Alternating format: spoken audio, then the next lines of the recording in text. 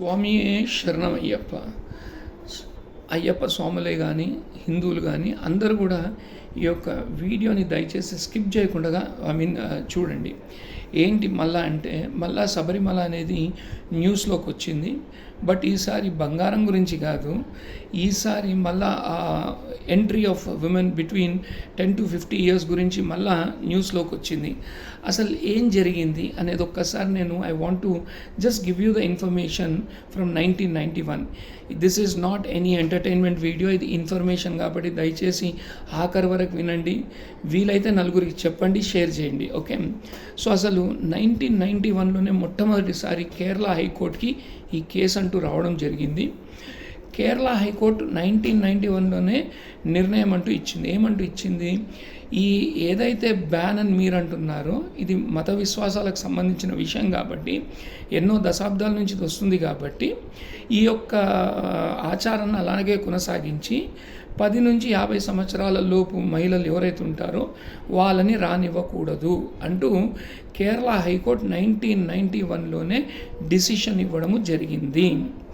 అయితే ఎగ్జాక్ట్లీ 16 సంవత్సరాల తర్వాత 2006లో ఇండియన్ యంగ్ లాయర్స్ అసోసియేషన్ ఒక కేసునంటూ ఫైల్ చేసి, అది ఎట్లా అవుతుంది, మీరు డిస్క్రిమినేట్ చేస్తున్నారు, మీరు వివక్షత చూపుతున్నారు, జెండర్ బేస్ మీద వివక్షత చూపుతున్నారు, రాజ్యాంగం అది చెప్పలేదు, సో మనం మహిళల్ని కించపరుస్తున్నాము, లేదు వీళ్ళకి ఎంట్రీ ఇవ్వాలి అని చెప్పి 2006లో ఇండియన్ యంగ్ లాయర్స్ వాళ్ళు ఒక పబ్లిక్ ఇంట్రెస్ట్ లిటిగేషన్ అంటూ ఫైల్ చేశారు.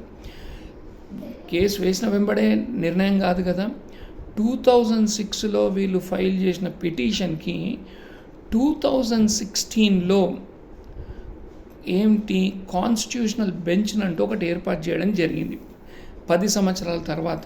అంటే ఈ మ్యాటర్ గురించి విస్తృతంగా డిస్కస్ చేయడానికి ఒక కాన్స్టిట్యూషనల్ బెంచ్ అంటూ ఏర్పాటు చేయడం జరిగింది సుప్రీంకోర్టు. 2018లో ల్యాండ్ మార్క్ జడ్జిమెంట్ వచ్చింది. అంటే 2 years ఆర్గ్యుమెంట్స్ జరిగాయి. 2018లో ల్యాండ్ మార్క్ జడ్జిమెంట్ అంటూ ఇవ్వడం జరిగింది.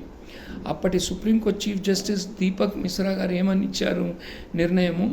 లేదు, ఇది వివక్షత మనం చూపుతున్నాము, ఇది మంచిది కాదు, మహిళలకు కూడా ఎంట్రీ అంటూ ఉండాలి అంటూ ఒక ఒక ఒక విప్లవాత్మకమైన నిర్ణయం అనండి, లేదా ఒక కొత్త రకమైన నిర్ణయాన్ని మనకంటూ supreme court chief justice Deepak Mishra గారు ఇవ్వడం జరిగింది.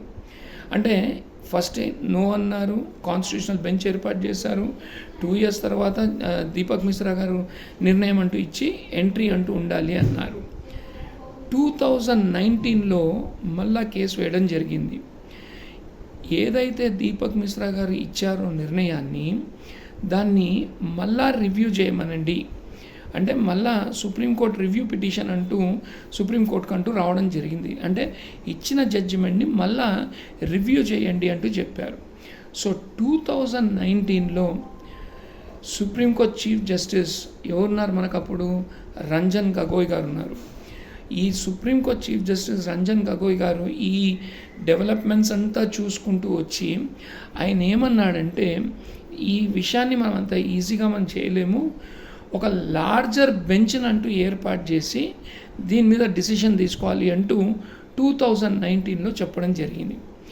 2019లో రంజన్ గొగోయ్ గారు ఇచ్చిన నిర్ణయాన్ని 2026లో మళ్ళా న్యూస్లోకి రావడం జరిగింది. అంటే ఈ మధ్యకాలంలో సుప్రీంకోర్టు ఏమో బ్యాన్ అంటూ చెప్తుంది, బ్యాన్ ఉండకూడదు, జెండర్ ఇన్ఈక్వాలిటీ చేయకూడదు, అందరికి ఎంట్రీ ఉండాలి అంటుంది. కానీ ఇక్కడ కేంద్ర ప్రభుత్వం అనేది ఇన్వాల్వ్ అయింది. కేంద్ర ప్రభుత్వంలో మనకంటూ చూస్తున్నట్లయితే సాలిసిటర్ జనరల్ అనే వాళ్ళు ఉంటారు. సాలిసిటర్ జనరల్, ఇంకా సింపుల్గా చెప్పాలి అంటే అటార్నీ జనరల్ అంటాం. ఎవరి సాలిసిటర్ జనరల్, అటార్నీ జనరల్ ఎవరంటే వీళ్ళని లీగల్ అడ్వైజర్ టు గవర్నమెంట్ అంటారు.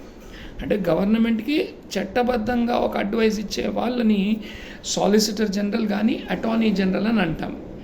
సో ఈ అటార్నీ జనరల్ రీసెంట్గా ఆయన దృష్టికి వచ్చినప్పుడు ఈ కేసు గురించి ఆయన చాలా స్పష్టంగా ఏమంటూ ఇచ్చాడు, లెజిస్లేచర్ అండ్ కోర్ట్స్. లెజిస్లేచర్ అంటే శాసనసభ, చట్టసభలు, కోర్ట్స్ అంటే న్యాయ వ్యవస్థలు. లెజిస్లేచర్, కోర్ట్స్ ఈ రెండు కూడా రిలీజియస్ మ్యాటర్లో నిర్ణయాలు తీసుకోకూడదు, అది చాలా కష్టం అంటూ అతను చెప్పడం జరిగింది. లెజిస్లేచర్, కోర్ట్స్, చట్టసభలు, courts should not interfere in social reforms. అంటే సాంఘిక సంస్కరణలు చేసేటప్పుడు కోర్ట్స్ కానీ చట్టసభలు ఇన్వాల్వ్ కాకూడదు అన్నారు. అయితే ఈయన ఇచ్చిన ఈ నిర్ణయము కాస్త మనకంటూ హోప్ అంటూ వచ్చింది. ఎందుకంటే ఇది ఒక సమాజానికి సంబంధించింది. అప్పట్లో ఒక రిఫార్మ్ తెచ్చారు, ఎస్ మహిళలు రాకూడదు అంటూ చేశారు. దీన్ని ఛాలెంజ్ చేయడము కరెక్ట్ కాదు అంటూ ప్రస్తుతం ఉన్న సాలిసిటర్ జనరల్ తుషార్ మెహతా గారు ఇవ్వడం జరిగింది. ఎంత చక్కగా ఇచ్చాడు.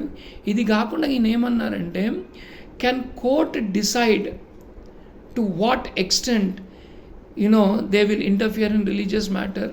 అట్లాగే రెండోది కూడా ఏమన్నారు, court should not reform religion through judicial verdicts. Court should not reform religion through judicial verdicts. అంటే న్యాయ వ్యవస్థలు, మతానికి సంబంధించిన మార్పులు న్యాయ నిర్ణయాల ద్వారా లేదా న్యాయ వ్యవస్థ ద్వారా చేయలేమన్నారు. ఇక్కడ దీన్ని రెఫరెన్స్ ఎందుకు చేసుకున్నారు అంటే ఇతర మతాలతోటి పోల్చుకొని చేయడం జరిగింది. ఇప్పుడు సపోజ్ ఫర్ ఎగ్జాంపుల్ మనం ఇస్లాం మతాన్ని తీసుకున్నాం, మహిళలకు ప్రవేశాలు లేదు దేంట్లో, మస్జిద్లో.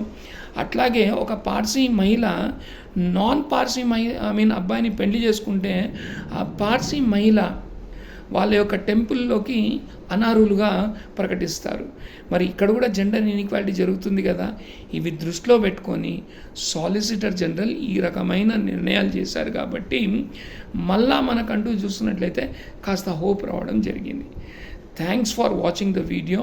ఇంత ఓపికగా వీడియో చూసినందుకు చాలా చాలా థ్యాంక్స్ అండి.